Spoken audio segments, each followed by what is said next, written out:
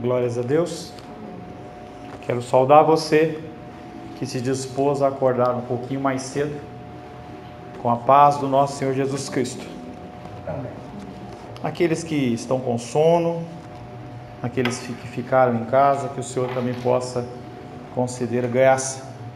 Nós temos o privilégio de mais uma vez iniciarmos o ano debaixo da proteção do nosso Deus, podendo ser abençoados com o conhecimento da sua palavra.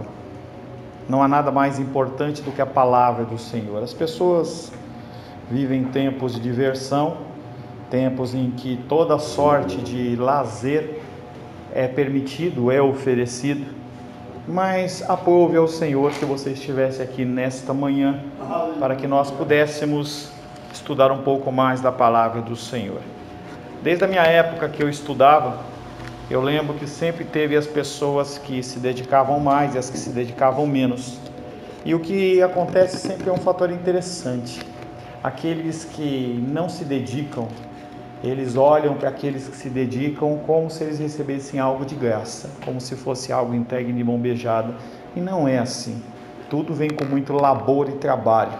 O que você vai receber hoje aqui vai vir, peço a Deus, da parte do Senhor, para que você possa ser um cristão melhor. Dentro do que nós falamos no final do ano, nós não estamos aqui para festas, nós não estamos aqui para lazer. Sim, nós nos alegramos com os irmãos, mas o nosso objetivo aqui é crescer em conhecimento e graça com o Senhor. Quando você estiver na sua luta e na sua dificuldade, você tem que ter as armas espirituais, porque a nossa guerra não é carnal, a nossa guerra ela é espiritual, e sem as armas espirituais você perece. Estamos meditando nos últimos versículos de Gálatas capítulo 3, quero convidar você a abrir Gálatas capítulo 3, nós vamos ler do verso 15 em diante.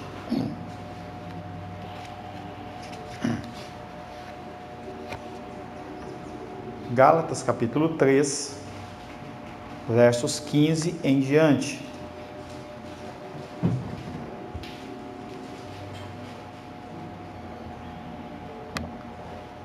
Epístola do apóstolo Paulo à igreja na Galácia.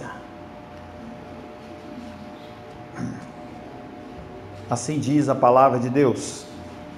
Gálatas capítulo 3, versos 15 em diante.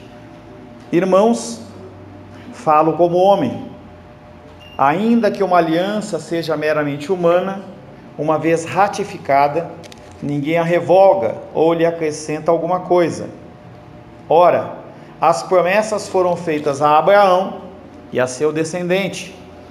Não diz e aos descendentes, como se falando de muitos, porém como de um só, e ao teu descendente, que é Cristo. E digo isso, uma aliança já anteriormente confirmada por Deus, a lei que veio 430 anos depois, não a pode abrogar, de forma que venha desfazer a promessa. Porque se a herança provém de lei, já não decorre de promessa, mas foi pela promessa que Deus a concedeu gratuitamente a Abraão. Qual, pois, a razão de ser da lei? Foi adicionada por causa das transgressões, até que viesse o descendente, a quem se fez a promessa, e foi promulgada por meio de anjos pela mão de um mediador. Ora, o mediador não é um, mas Deus é um. É porventura a lei contrária às promessas de Deus? De modo nenhum. Porque se fosse promulgada uma lei que pudesse dar vida, a justiça na verdade seria procedente da lei. Mas a Escritura encerrou tudo sobre o pecado, para que mediante a fé em Jesus Cristo fosse a promessa concedida aos que creem. Verso 23. Mas antes que viesse a fé, estávamos sob a tutela da lei, e nela encerrados ou presos, para essa fé que de futuro haveria de revelar-se. De maneira que a lei não serviu de aio para nos conduzir a Cristo, de maneira que a lei nos serviu de aio para nos conduzir a Cristo, a fim de que fôssemos justificados por fé. Mas tendo vindo a fé, já não permanecemos subordinados ao aio, pois todos vós sois filhos de Deus, mediante a fé em Cristo Jesus. Porque todos quantos fostes batizados em Cristo, de Cristo vos revestistes. Dessarte, ou dessa maneira, não pode haver judeu, nem grego, nem escravo, nem liberto, nem homem, nem mulher, porque todos vós sois um em Cristo Jesus. E se sois de Cristo, também sois descendentes de Abraão e herdeiros segundo a promessa. Palavra do Senhor, amém? Senhor, em nome de Jesus, louvamos a Ti pela leitura da Tua santa e bendita palavra. Pedimos a Ti que o Senhor nos dê o espírito de entendimento, que nós possamos, Pai, nesta manhã, extrair, Pai, os ensinamentos da Tua palavra, provenientes do Teu Espírito. Peço, Pai, que o Senhor me utilize como instrumento da Tua vontade, que nós possamos ser edificados, Pai querido, no Teu Espírito, no conhecimento da Tua palavra, em nome de Jesus, amém. Amém. Estamos trabalhando desde o ano passado, em cima do livro de Gálatas, em especial nós estamos em Gálatas capítulo 3, e o apóstolo Paulo, só para te dar uma situada, o apóstolo Paulo, ele já tinha pregado na Galácia, ele já tinha ensinado na Galácia a igreja dos Gálatas, e o que aconteceu é que depois disso apareceram homens que eram novos convertidos, que eram judeus, e aqueles homens eles queriam introduzir no meio do cristianismo verdadeiro elementos que não estavam nas Escrituras, ou melhor, que tinham sido deixados para trás com a morte e ressurreição de Cristo. Eles queriam estabelecer normas e formas de governo, puxando coisas do tempo de Moisés que já tinham sido deixadas para trás. E aí gerou-se uma série de confusões, porque aqueles cristãos, ao invés de confiarem apenas na salvação pela fé, eles começaram a achar que tinham outras coisas. Eu preciso ter vestimentas, eu preciso ter símbolos israelitas, eu preciso circuncidar. E aqueles homens começaram a introduzir uma série de coisas que nós vemos ainda nas igrejas do dia de hoje. As pessoas, elas não querem apenas Cristo. Se oferecer para você apenas Cristo, eu não vou ter domínio e controle sobre você. Então eu ofereço e falo, você também tem que fazer isso, você tem que participar disso, você tem que comprar um carnê tal, e você começa a criar uma série de coisas que não estão nas Escrituras. O apóstolo Paulo ele vem exatamente trabalhando isso, falando que não é só apenas pela fé. Em especial, dos versos 15 ao 22 que nós já trabalhamos, o apóstolo Paulo ele traz à memória 2000 anos de história, e ele fala do tempo de Abraão, em que foi concedido uma promessa, e o tempo de Moisés, em que foi concedida a lei. E depois ele fala dessa ligação dos dois até Cristo. Mostrou também como esses dois homens bíblicos estão relacionados entre si. Nós temos que entender que, apesar das leis cerimoniais do Antigo Testamento elas terem deixado de valer, você não precisa ter uma veste específica, você não precisa ir num determinado dia da semana, você não precisa ter um cabelo comprido ou curto, ou uma série de determinações. Não, a salvação é pela fé, e essa fé é o que nos liga a Jesus Cristo. Apesar disso, nós temos leis do passado que elas continuam valendo.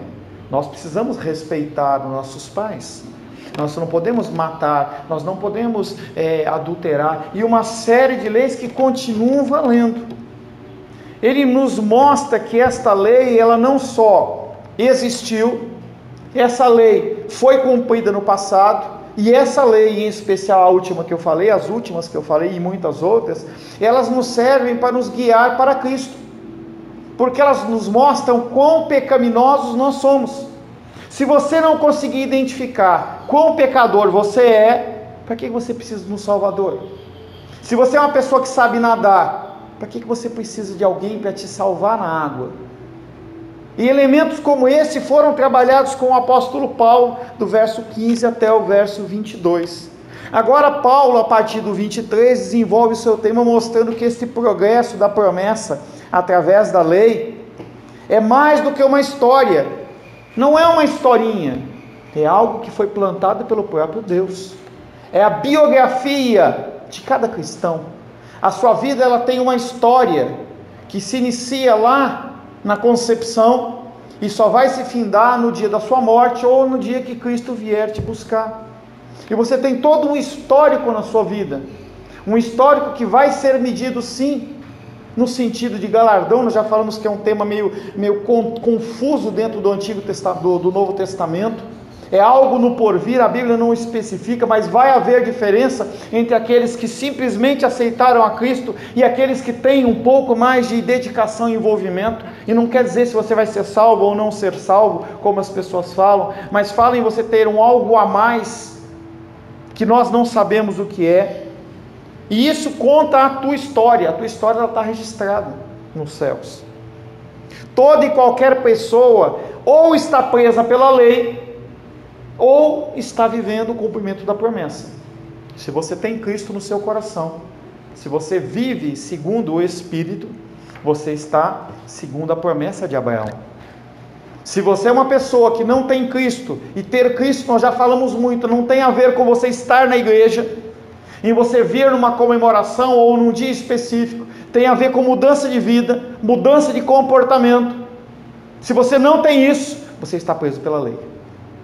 Você tem que realmente cumprir mandamentos, e você vai ser julgado por essa lei, e julgado por essa lei, você já tem o veredito que é perdição eterna. Ou você tem a promessa de Abraão, ou você tem a prisão da lei, porque nós não conseguimos cumprir a lei na sua plenitude. Por isso que nós precisamos do sacrifício de Cristo, mas isso não nos isenta do cumprimento da mesma. Mas nós não cumprimos esta lei para tentar conseguir algo, e sim por gratidão, porque nós já temos. É como se nós quiséssemos mostrar para Deus a nossa alegria em servi-lo. Então vir à casa do Senhor não é um fardo. Você cumprir as obrigações que o Senhor te comanda não é um fardo, mas é uma alegria. Mas para aqueles que não têm Cristo é um fardo. As pessoas se sentem pesadas no vir à casa do Senhor. Por isso que há tantas igrejas que falam do amor, falam do coaching, falam dessas coisas, porque as pessoas elas querem se sentir bem. Igreja nunca foi um lugar para você se sentir bem. Igreja é um lugar para você se sentir mal, para você ser confrontado com os seus pecados, e quem sabe, convencida pelo Espírito, você mudar o seu comportamento. Ou você está sob a lei, ou você está em Cristo. O propósito divino para a nossa peregrinação espiritual é que passemos para a lei, até atingirmos uma experiência da promessa. A tragédia é que tanta gente separe as duas coisas, desejando uma sem passar a outra. Eu aceitei Cristo e eu não quero nada mais de luta na minha vida. Eu não quero mais nenhuma ordenança na minha vida. Que chato, tem que fazer isso, tem que agir dessa maneira, tem que ler, tem que orar, coisa chata. Eu quero apenas ir na igreja, levantar as mãos aos céus e glorificar a Deus, e para mim está muito bom. Só que isso não é cristianismo. Isso faz parte do cristianismo, mas não é o cristianismo. Mas as pessoas elas preferem ser enganadas a saberem a verdade. Alguns querem ignorar o Antigo Testamento, herdar a promessa da justificação em Cristo, sem o prévio sofrimento da condenação da lei, e isso não é possível. Em algum momento da sua vida você vai ser confrontado com o seu pecado, e você vai se sentir imundo. Se você não se sentir imundo, você não vai precisar da mão do Senhor. Outros vão a Moisés e a lei para serem condenados, mas continuam nessa servidão infeliz. É um jugo impossível de suportar.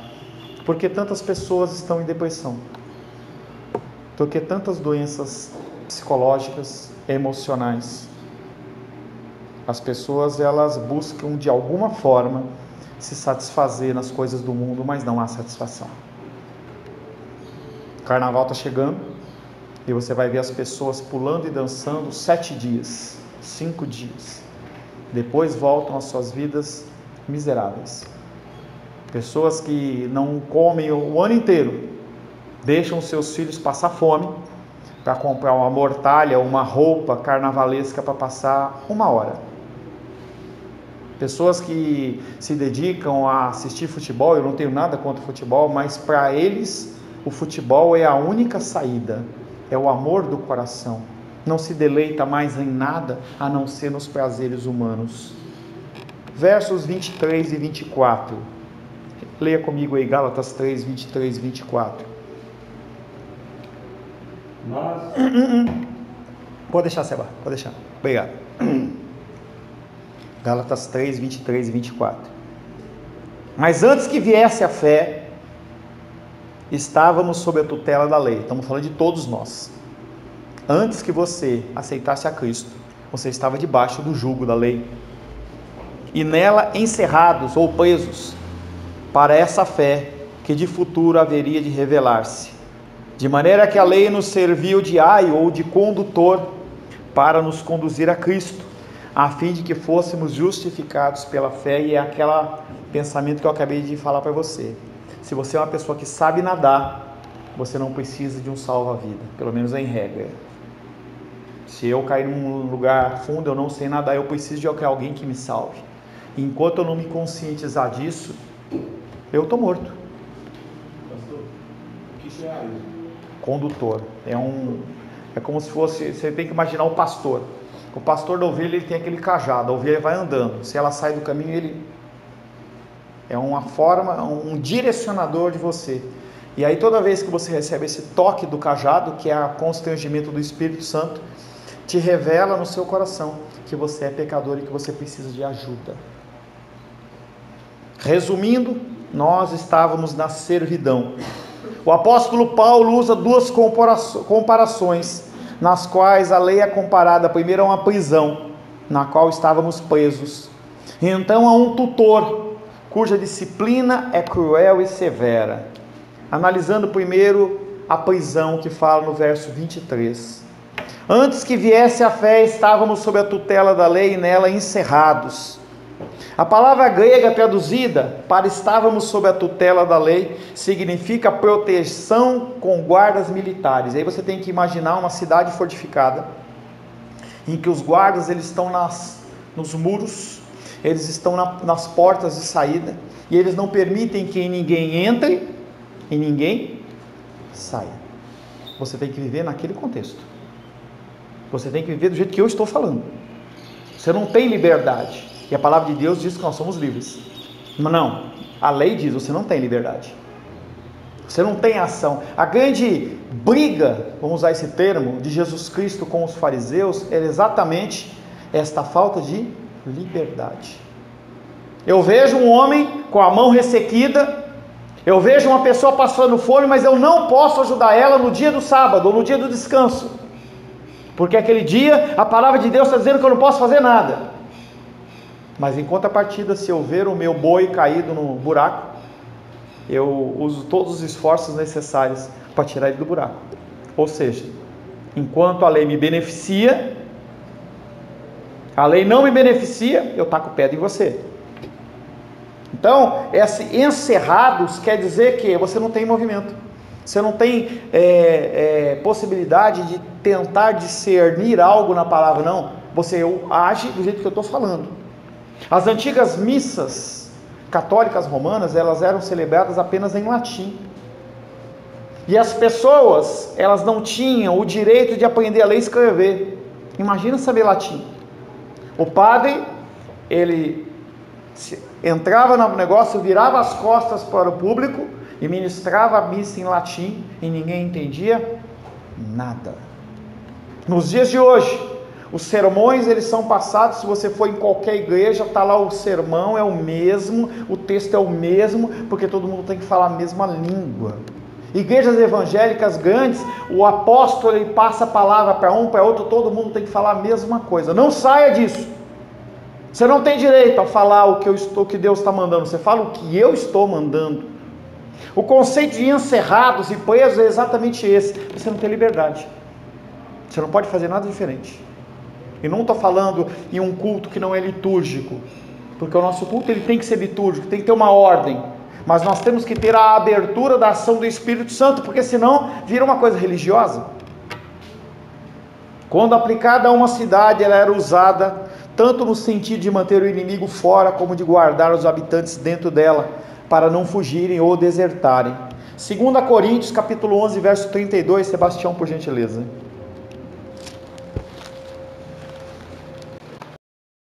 Mateus, Marcos, Lucas, João, Atos, Romanos, Coríntios. 2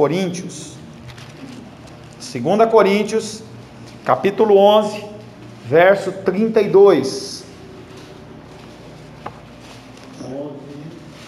32 e 30, peraí. 11, 32. 32. E 33, por favor. 33.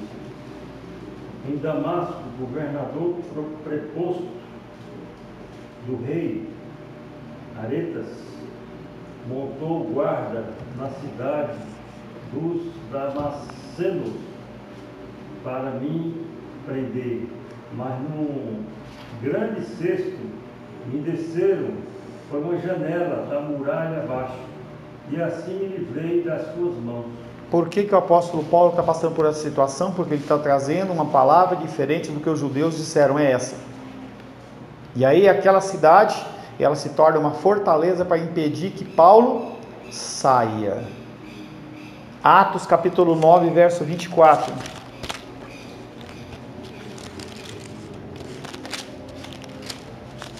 Atos capítulo 9, verso 24.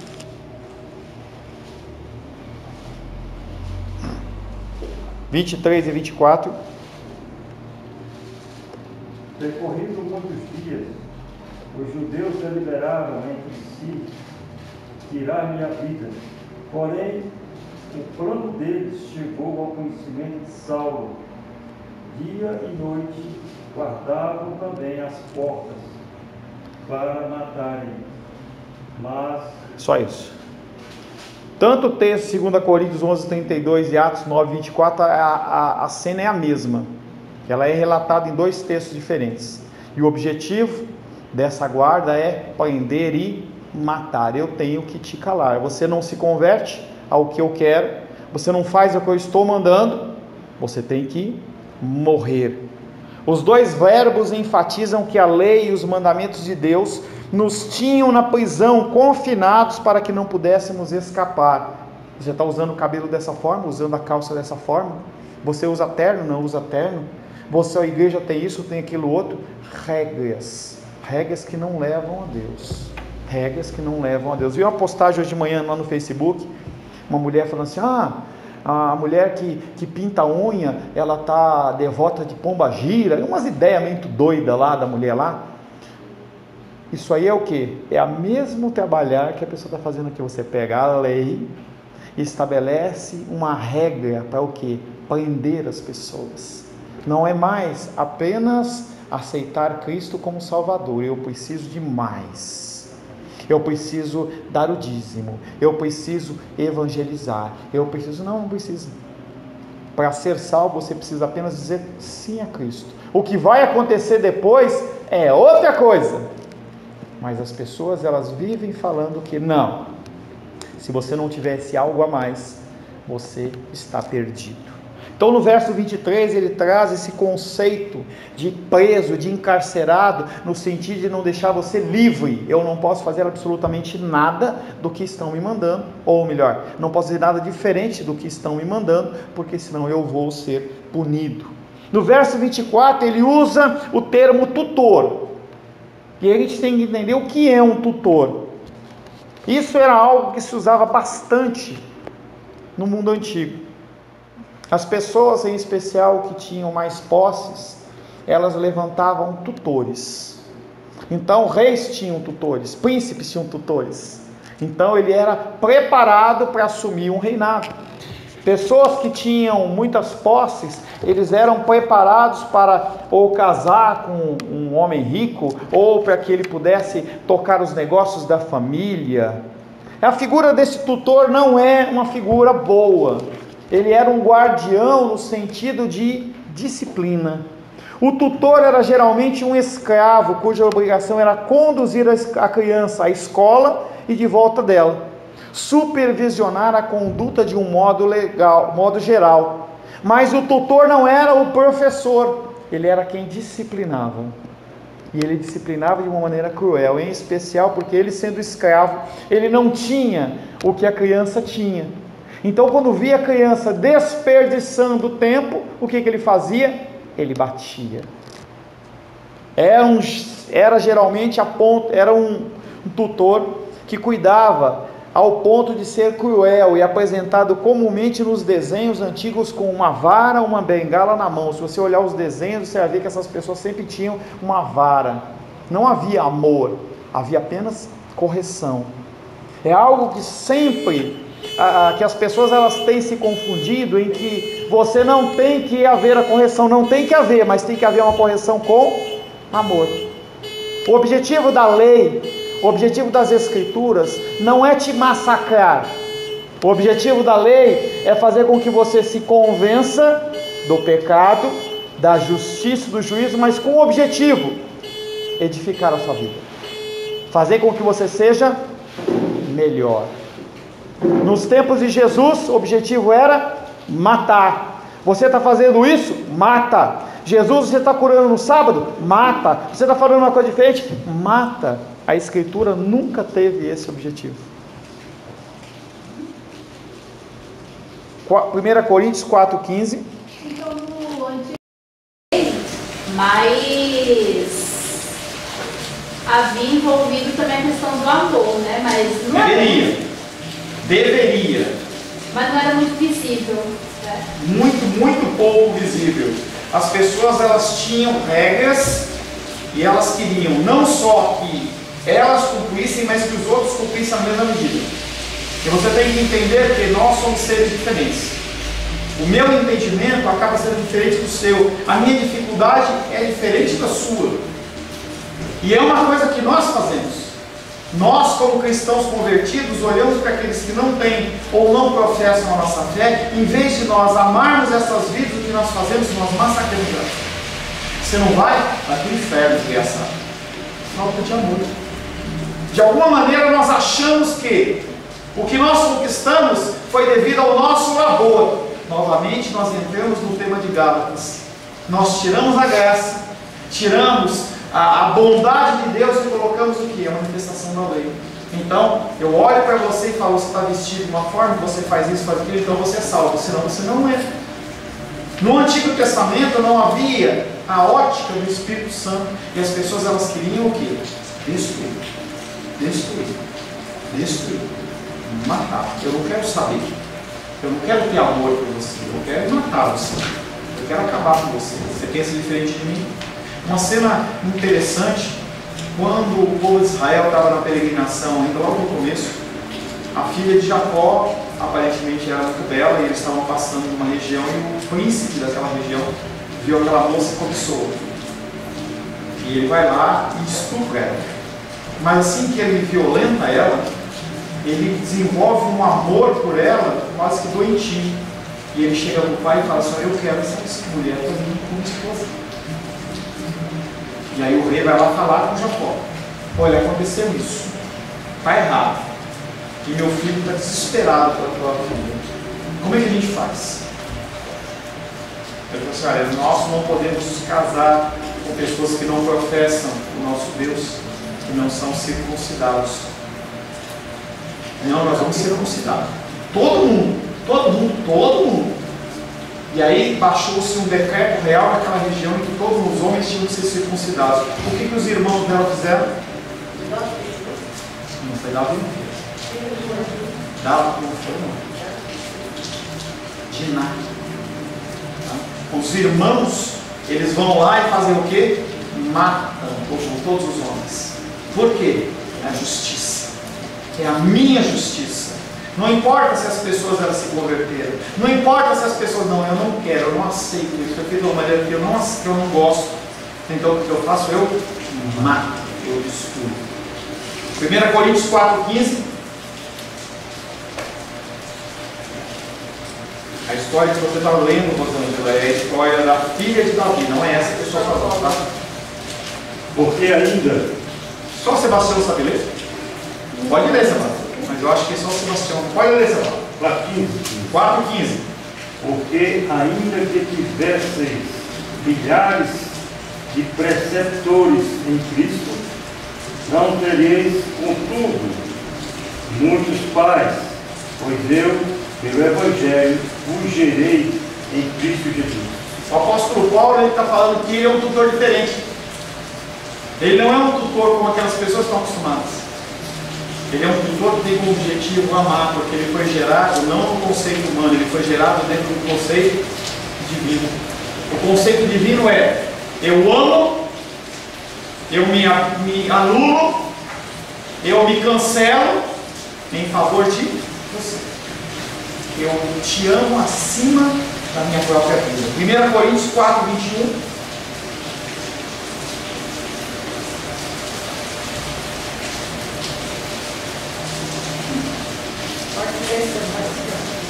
Beleza, lá. Só você para saber ler. Esse eu não achei, não. É na sequência. Não é brincadeira. Que preferis, leia vós outros com vara ou com amor e espírito de mansidão? O apóstolo Paulo olha para aqueles homens e fala: eu sou um cara diferente, eu sou um tutor diferente. Mas fala uma coisa: vocês preferem a vara ou o amor? Porque aqueles homens, eles estavam agindo como se eles preferissem a vara. As igrejas que não professam Cristo como Senhor e Salvador, quando acrescentam coisas que não estão nas Escrituras, eles estão apresentando para essas pessoas a vara, algo a mais. Não é o amor. Tem alguma coisa a ver com a doutrina fatalista? A doutrina fatalista é uma doutrina que diz que nada do que você venha fazer pode ser mudado, porque Deus já mandou tudo, já fez tudo. Não tem como abrir uma coisa para outra. A doutrina fatalista, ela exagera um pouco dentro do conceito da soberania de Deus, que é o que nós vamos ver depois do intervalo, em que nós temos a vontade decretiva de Deus, em que Deus fala, é assim, pronto. E tem a vontade preceptiva, ou vontade moral, ou vontade permissiva, em que Deus fala, aqui estão os 10 mandamentos, mas Ele não te obriga a cumprir. Se você quiser ser uma pessoa cruel, ou respondona aos seus pais, não vai descer um raio do céu, pode até descer, mas em regra não desce. Se você adulterar, não vai descer um fogo do céu, não vai abrir a terra e se consumir. Se fosse decretiva, seria. A teologia fatalista não fala assim, não. Tudo que aconteceu foi que Deus fez acontecer. Ele elimina qualquer ação dentro da cultura moral. Mas o Antigo Testamento, Deus estabeleceu a lei. Mas e como que a gente... Porque me faz lembrar aquele dente por dente, olho por olho, não sei o quê. Então, como que a gente... Porque no Novo a gente vê isso, a lei, mas o amor junto. Mas no Antigo a gente não consegue só ver essas frescuras das leis. Mas no Antigo é o que eu estou falando desde o começo. O Antigo Testamento, ele é o aio, é o guia para nos guiar a Cristo. O que o Antigo Testamento está fazendo é preparando as pessoas para dizer, nós precisamos de Cristo. Nós precisamos desse Messias. Eu caminho em direção a Ele. Os que estavam sensíveis no Antigo ao Espírito Santo, será que eles não já cumpriram, os que estavam sensíveis já cumpriam a lei com amor? E os que não estavam... Não duvido, querido. Moisés, por exemplo, é o caso. A gente vê Moisés, Josué e muitos outros. Mesmo Davi, com toda a lambança que ele fez, adulterou, matou amigo, foi sanguinário, não cuidou dos filhos, ele tinha um coração temente a Deus, tanto que Deus fala, Davi é um homem segundo o meu coração. Não é que ele não peca, é que ele sabe discernir quando está errado e se arrepende. E é isso que tem que ter a diferença, isso é a ação do Espírito. É você ter a lei, mas você analisar segundo a ótica do Espírito. Davi, quando ele é confrontado pelo profeta Natã, o que ele faz? Pequei. E pequei contra Deus. Naquele momento ele viu que a lei que ele estava querendo, porque ele como rei podia ter falado, não, a lei me dá autoridade, manda matar esse cara. Ninguém vai saber. Mas o que ele faz? Ele se quebrando. Mas era a regra dentro das pessoas do Antigo Testamento. Porque é muito mais fácil você, pode ser, muito mais fácil você seguir ordenanças do que você depender de você parar para pensar.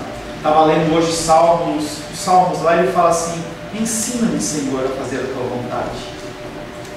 Eu quero fazer a tua vontade. Me ensina, me guia por esse caminho. Eu tenho decisões a tomar em 2020. Você tem decisões a tomar em 2020. Você pode e deve fazer suas contas, mas as suas decisões elas não podem ser pautadas única e exclusivamente em contas, em conhecimento humano. Senhor, tudo está aqui, eu já fiz a minha parte, estou aqui nessa situação, e agora o que eu faço? Para onde eu vou? Davi fazia isso, Moisés fazia isso, mas muitos fariseus nos tempos de Jesus não faziam isso. Porque aí, se a pessoa faz isso, eu posso olhar para a Denise e falar: Denise, você está errada. Não, mas eu estou cumprindo isso. Não, você está errado. E as pessoas não queriam ser julgadas. As palavras de Cristo traziam para aqueles homens julgamento. E eles olham assim: quem é você? Lembra do fato do cara cego? Do cara que estava, acho que era cego que veio a vida? Quem é você para falar isso para mim? Eu sou um doutor da lei. E ele era constrangido o quê? Pelo Espírito.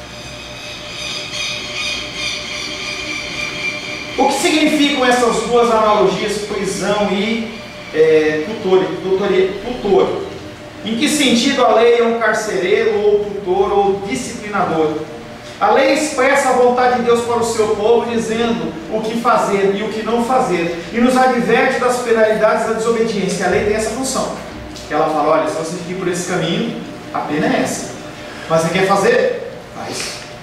Eu não estou aqui para regrar o que você faz e o que você não faz. Eu estou aqui para dizer: olha, esse caminho é assim, o outro caminho não é tão bom. Pais fazem isso. Olha, não vai por esse caminho.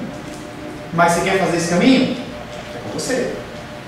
Considerando que todos nós desobedecemos, caímos sob a justa condenação, todos nós estamos sob o pecado, e portanto todos nós estamos sob a tutela da lei. Sem Cristo, nós estamos nessa condição de presos, não livres, debaixo da tutoraria,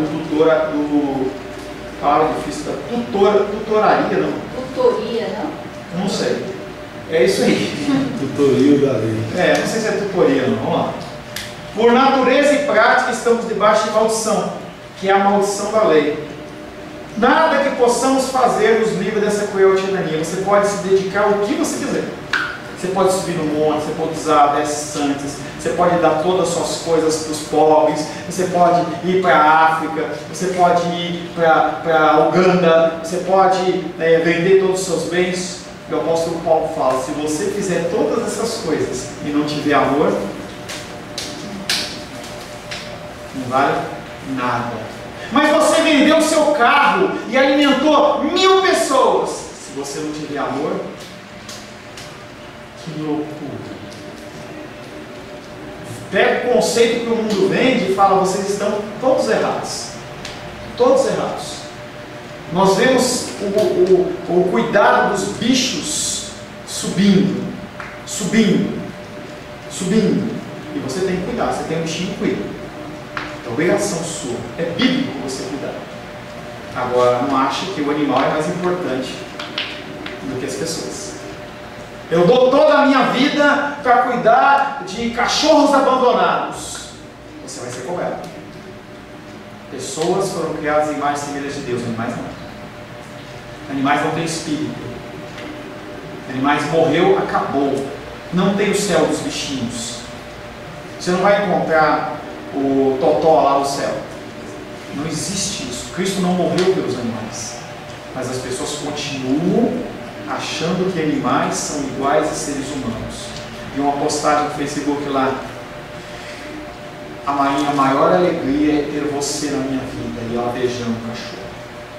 Que tristeza. Quanto mais eu conheço as pessoas, mais eu me apaixono pelos animais. Que tristeza. Que tristeza. Nós já falamos, nós temos que cuidar do animal, nós temos que cuidar da natureza.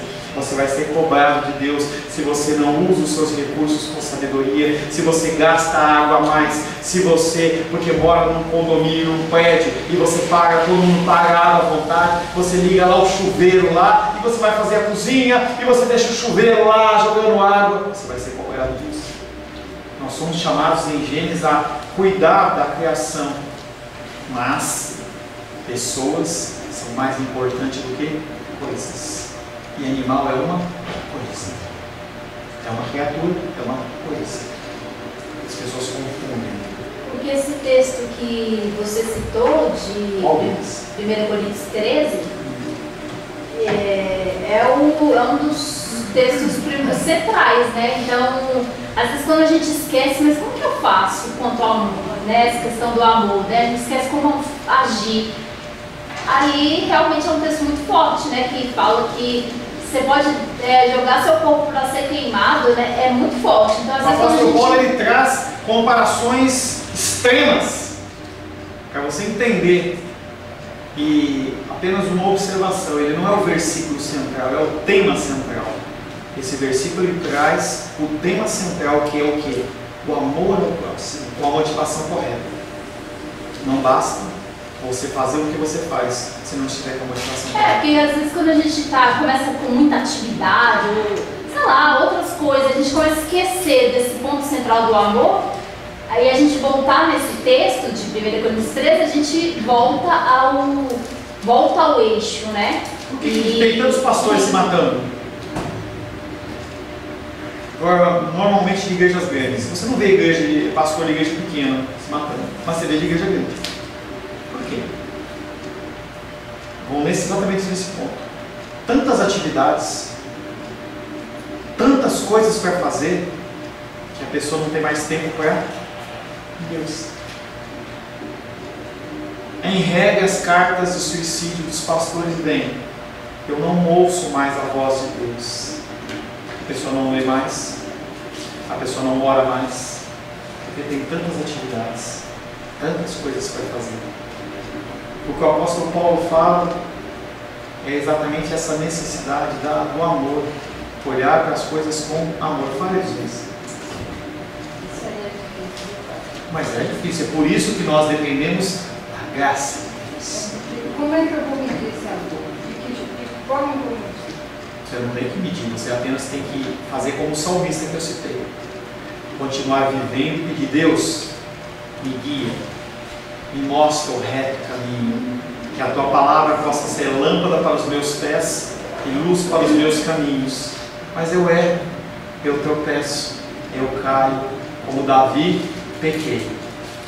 Mas eu pequei contra Deus. Deus, me dá mais uma oportunidade, o Senhor me perdoa, mesmo que eu vou cair daqui 1 metro aí na frente. E aí o Senhor ele te dá outra oportunidade, e Ele continua te dando oportunidade. É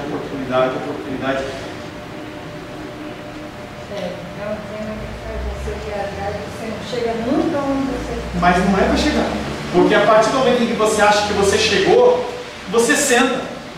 É como um avião, como um ônibus, quando você entra. Quando você pega lá a sua passagem de avião ou de ônibus, você vai lá, banco 13D, aí você vai andando. Quando você acha o lugar, o que você faz? Quando você achar que está tudo certo, você faz o quê? Você para. A palavra de Deus não diz, não é para parar. Você continuar caminhando. Porque tem um versículo, né, falando que toda a lei se resume em uma só coisa: amarás o teu próximo como a ti mesmo. Né? Agora, sei lá, não sei, pra mim às vezes me dá um nó na cabeça essa questão de amar a Deus acima de todas as coisas e amar o próximo. Essa divisão. Não tem divisão. Porque às vezes você acaba essa medida de amar a Deus primeiro e amar o próximo em segundo. Não é isso. Você conseguir. Mas não é primeiro e segundo, querida. As duas coisas são juntas. Amar a Deus sobre todas as coisas é uma conjunção que fala uma coisa mais a outra. Você ama a Deus sobre todas as coisas e manifesta este amor amando ao próximo. Mas é porque você às vezes acaba colocando seres humanos ou outras coisas acima de Deus. Mas aí então, é essa errado. divisão que a gente às vezes não consegue medir. Mas é o que a dos reis está falando.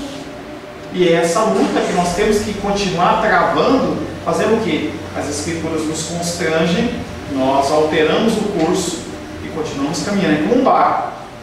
Você imagina um barco. Antigamente, quando não tinha sistema de radar, essas coisas tudo, o barco ele era controlado por homens que subiam lá em cima, naqueles barcos grandões lá, faziam as medições perante as estrelas, e estava sempre corrigindo: olha, eu quero sair daqui e ir para a África. Então 3, 6, 10 vezes por dia, aquele homem fala, vira um pouquinho o timão, agora corrige para cá, corrige para lá, porque senão, em vez de chegar na África, ele chega lá na Antártida. A nossa vida é essa. Você tem um curso que começou no seu nascimento e vai até a cruz de Cristo. Enquanto você vai andando, você tem que fazer o quê? Corrigindo. Lê a Bíblia, corrige. Corrige aqui. Olha, eu pensava que era assim. Não, não é assim. Opa, volta cá. E volta lá. E essa é a nossa trajetória durante toda a nossa vida. A santificação progressiva, ela é uma caminhada que inicia-se quando você diz sim para Cristo e só acaba na sua morte, ou então quando Cristo voltar. Até lá é acerto e erro, acerto e erro, acerto e erro.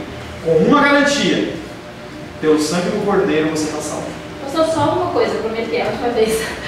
Mas eu vi um devocional, uma vez eu falei, até hoje eu penso nele, eu falei, gente, como chegou, que amor é esse? Porque eles, não me lembro os detalhes desse devocional, mas eles livres, somos livres em Cristo, mas eles com um amor tão grande se venderam como escravos para um povo lá para ganhar eles. Sim. Aí eu falei, gente, né, que mas amor incondicional é esse? Uma medida dessa não é uma medida que é derramada sobre a sua vida, não se compare.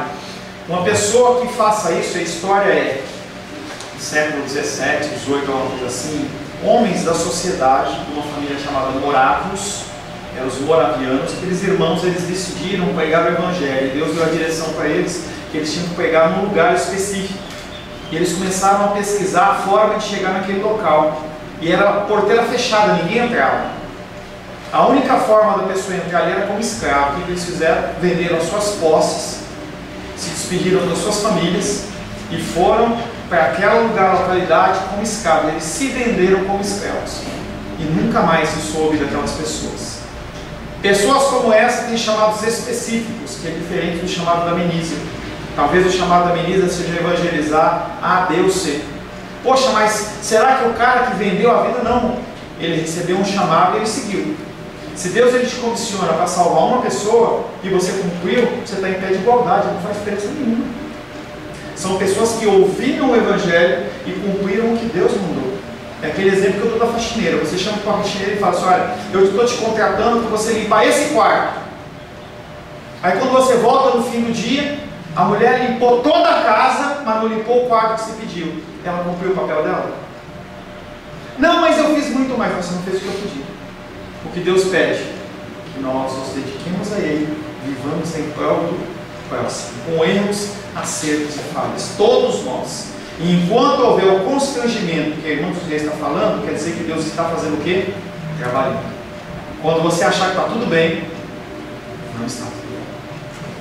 Nós temos que agradecer a Deus por esse sentimento de que nós não estamos certos, que nós não estamos perfeitos, porque Ele não procede do diabo, procede do próprio Deus. Não está bom ainda. Não está bom ainda. A comida está com um pouquinho de sal. Tira um pouquinho, coloca um pouquinho, vai, joga fora, faz outra. É essa a nossa vida. Amém, queridos? Mas aí ficou muita coisa nessa aula que eu questionei sozinho. Amém. Que o Espírito Santo possa elucidar o seu coração. E se Ele não elucidar o seu coração, que Ele te conceda a graça para que você continue caminhando. Senhor, em nome de Jesus, louvamos, adoramos e bendizemos o Teu nome pelo Teu amor e a Tua graça. Agradecemos, Pai, porque o Senhor nos libertou desta prisão da lei, mas também, Senhor, o Senhor nos gera no nosso coração o desejo de cumprir esta lei. Cumprir não como uma regra, mas cumprir, Pai querido, como um ato de obediência ao Senhor. Alegremente, Pai querido, gera em nós o desejo da obediência. Alegremente gera em nós, Pai querido, o desejo de te buscar, de te servir, Senhor. Que nós possamos ser capacitados pelo Senhor, dia após dia, Pai, nesta longa caminhada que temos, a sermos cristãos melhores, Pai. Te louvamos em nome de Jesus. Amém. Graças a Deus.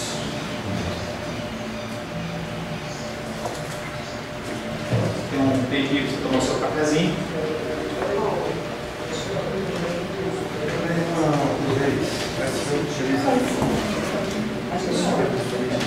Eu ia dormir, só que eu estava dormindo. Eu cheguei até casa. Eu deitei, mas eu não dormi, porque eu fiz umas coisas. Aí eu disse, acabou o desejo, olhei para o pedal, falei, cada um. Então, aí passa saí da sua casa de palma.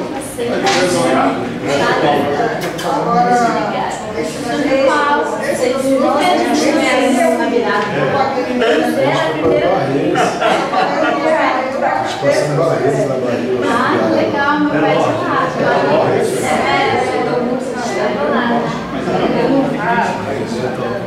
Pô, veio hoje um tapinha. Passou lá. Eu estava falando aqui que lá quentinho, mas a gente foi nunca foi lá, você acredita? Sério? Barreira, eu nunca vi nosso parente dele. Nossa, tem que visita lá, né? Tem no DVD, a gente fez na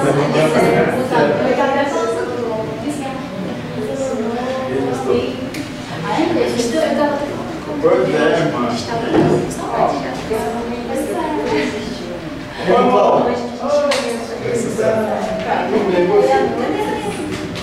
acho que uma chuva, né? Ô, Cláudio, passei a tá bem? Da lei. Vai chover, mano. Aí é muito, nada, vida é pior. Oi, meu amor. Tudo bem? Meu querido. Você não.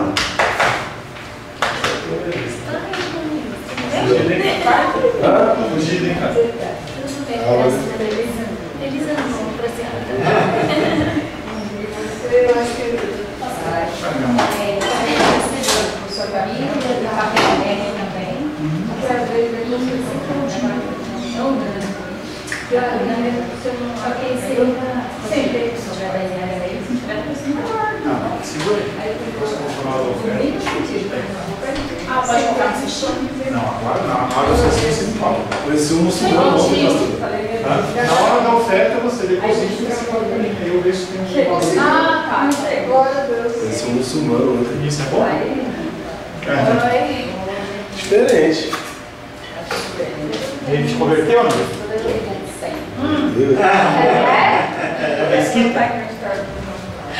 Não, a gente conversa sobre a Bíblia pra caramba, sobre tudo lá.